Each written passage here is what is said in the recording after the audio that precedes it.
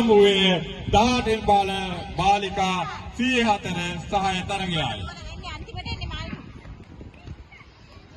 ක්‍රීඩිකාවන් තිදෙනෙක් තියුණු සටනක එළි සිටිනවා. අපි බලමු දෙවෙනි යස්ත්‍රි හෝමාරුව සිදුවා එක්කෝ දැන් තරගරුවන් තිදෙනාමිකා පොඩියට යනවා. දෙදෙනෙක් අතර ඉතා තියුණු තරගයක් තියෙනවා. අපි බලමු තුන්වෙනි යස්ත්‍රි හෝමාරුවේදී ප්‍රතිඵලය කුමක් වේද කියලා.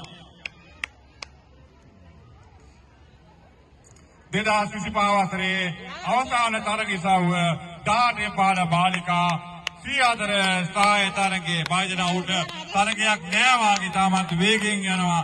දෙවෙනි සහ තුන්වෙනියා අතර දැනට නම් තරගයක් නෑ වගේ. අපි බලමු අවසානයේ කුමක් සිදු වේද කියලා.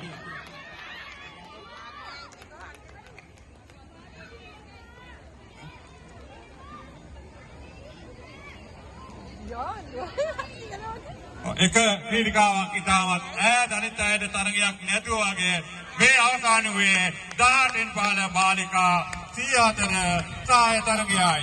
දෙවෙනි සහ තුන්වෙනි ස්ථානයේ ඉතාමත් තියුණු තරගයක් පවත්වමින් තුන්වෙනි තැන හිටපු ක්‍රීඩිකාව දෙවෙනි තැන ලබා දුන්නා. ඔහුගේ ජවයේ ශක්තිය යොදා